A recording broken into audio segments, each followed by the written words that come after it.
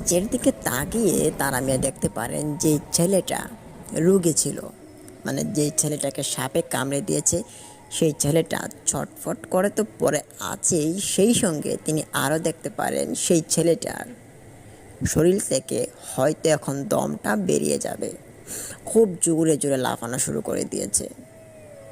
হুট করে তিনি পেছন দিকে তাকিয়ে দেখতে পারেন তার মা হয়তো ছিল, এটা এক মহিলা বেশ কাতরভাবে চিৎকার শুরু করেছে, আমার ছেলেকে মেরো না, আমার ছেলেকে ছেড়ে দাও, বাঁচাও। তারা আমি এত নিরুপায়, তিনি কিছু করতেও পারছেন না, কিছু বলতেও পারছেন না। গোলক দিয়ে তিনি এখানে দাঁড়িয়ে আছে। হঠাৎ সেই ছেলেটা কোনো এক বস্তুর সম্মুখীন হয়ে সে নিজে নিজে অনেকটা দূর চলে যায়। হয়তো এটা জিনেদের কোনো কারসাজিভাবে সে একটু দূরে চলে যায়। সেখান থেকে একজন মহিলা দৌড় দিয়ে এসে সেই ছেলেটাকে কুলে করে নেয়, কিন্তু ততক্ষণে ছেলেটা মারা গিয়েছে, আর বেঁচে নেই ছেলেটা। ঠিক তখনই কোলে নেওয়া সেই মহিলাটি বুঝতে পারে তার ছেলে আর বেঁচে নেই। তখন পেছন থেকে সবগুলো পিশাচ আকৃতির সেই অবয়বের জিনগুলো এক এক করে এগোতে শুরু করে তারা মিয়ার নিকট। বেশিক্ষণ এগিয়ে আসতে পারেনি, 10 হাতের মতো পিছনে দাঁড়িয়ে তারা মেয়েকে নানান ধরনের বাজেভাবে থ্রেট দিতে লাগলো।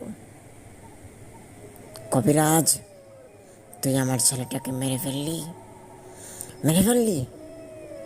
যা, আজকে থেকে তুই আর শান্তি পাবি না, তোর বংশকে একদম নির্বংশ করে দেব, তোর আর কোনো শান্তির আশা নেই, যা, তোকে এখান থেকে ছেড়ে দিলাম, তোর পরিবারের এক একটাকে এক একভাবে মারবো, যা।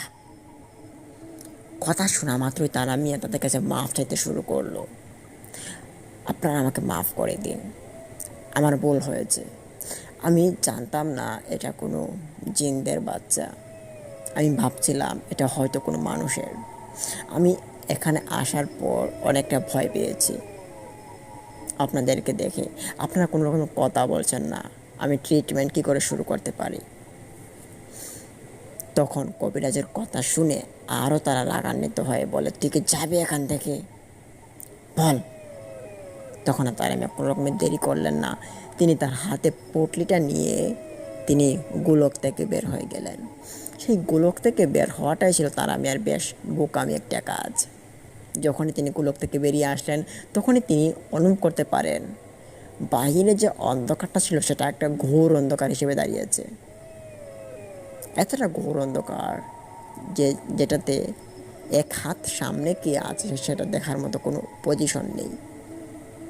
তারা মিয়া পড়লেন এখন মহা মুসিবতে, এখন কি করার আছে? তিনি চিৎকার করা শুরু করলেন। তিনি এদিকে ওদিকে মানুষের হাতে পায়ে ডুস খেয়ে তিনি ওনার হাতের যে পটলিটা ছিল সেটাও তিনি মাটিতে ফেলে দেয়। মাটিতে পড়ে যাওয়া কোনো এক কারণবশত পড়ে যাওয়াতে তিনি তার পটলিটা এখানেই খোঁজাখুঁজির চেষ্টা করছেন, কিন্তু পটলি আর খুঁজে পাচ্ছেন না। উনি তখন ভাবলেন যে এখানে আর থাকা নয়, এখান থেকে যত দ্রুত সম্ভব চলে যাওয়াটাই বেটার হবে।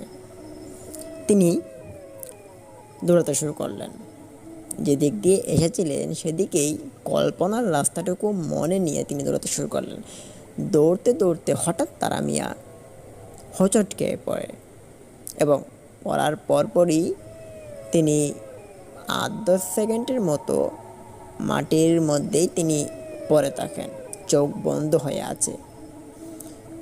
তারপর এখান থেকে ওঠার পর তিনি যখন চোখটা মেললেন তখন দেখতে পারেন যে এখন হালকা হালকা আলো যেন তিনি দেখতে পাচ্ছেন ওনার নিজ চোখে,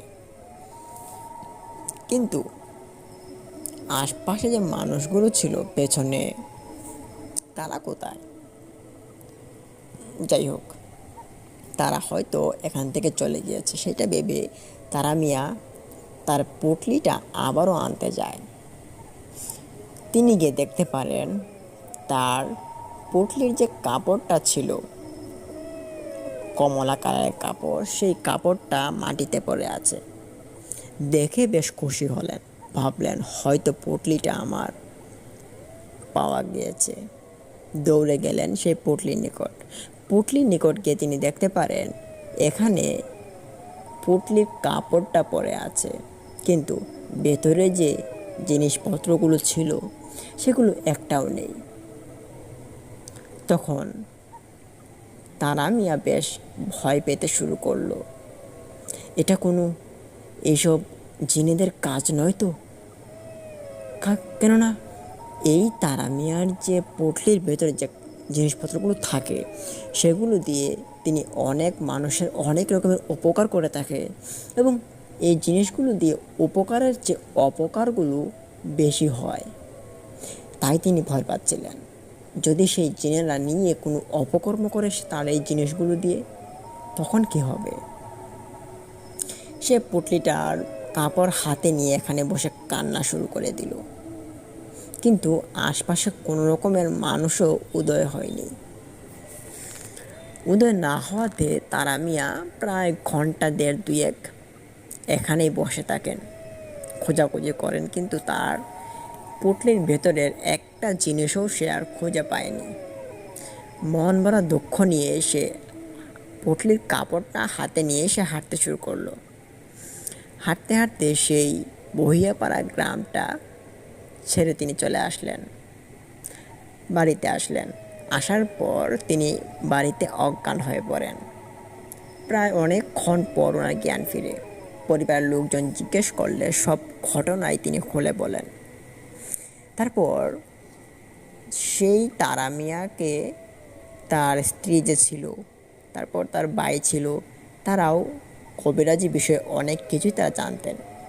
এই বিষয়গুলো দিয়ে ওনাকে ঝাড়ফুঁক করানো হয়, কিন্তু কোনো লাভ হয়নি।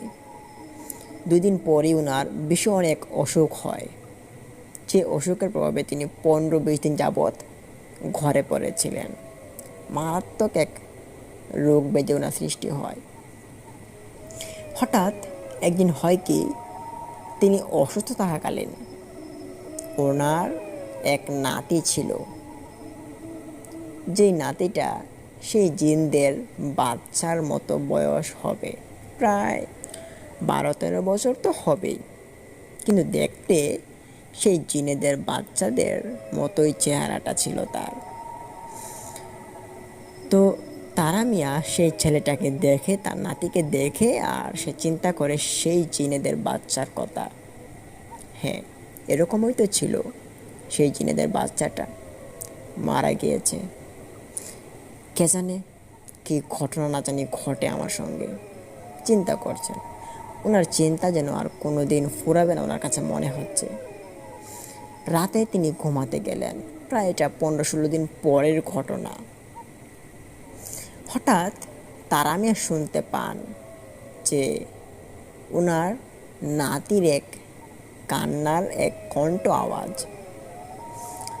তারা মিয়া সেটা স্বপ্নে দেখেছিল। সে আরও দেখতে পায় যে কেউ একজন তার স্বপ্নে এসেছে। আসার পর বলছে, তারা মিয়া, তুই তো আমাদের ছেলেটাকে মারলি, এবার তোর সেই নাতিটাকেও আমরা মারবো। সাহস থাকলে বাঁচা তো দেখি, তোর গোলকের কত পাওয়ার, আর তোর পটলির সেই আসবাবপত্রগুলো কতটা পাওয়ার। বাজে রকমের হাসতে হাসতে তার স্বপ্ন থেকে বিদায় নিল। তারা মিয়া লাফাতে লাফাতে বিছানা থেকে উঠলো অসুস্থ শরীর নিয়েই। তার ওঠা দেখে তার স্ত্রী উঠে পড়ে, এবং তার যে একটা ছেলে ছিল এখনও বিয়ে করেনি, সেও উঠে পড়ে। উঠে জিজ্ঞেস করে যে কী হয়েছে, বলে যে স্বপ্নের বিষয়। তখন তারা মিয়া কোনো রকমের দেরি না করেই ঘর থেকে বেরিয়ে তার বড় ছেলের ঘরে চলে যায়। তার নাতির নাম ধরে ডাকা শুরু করে।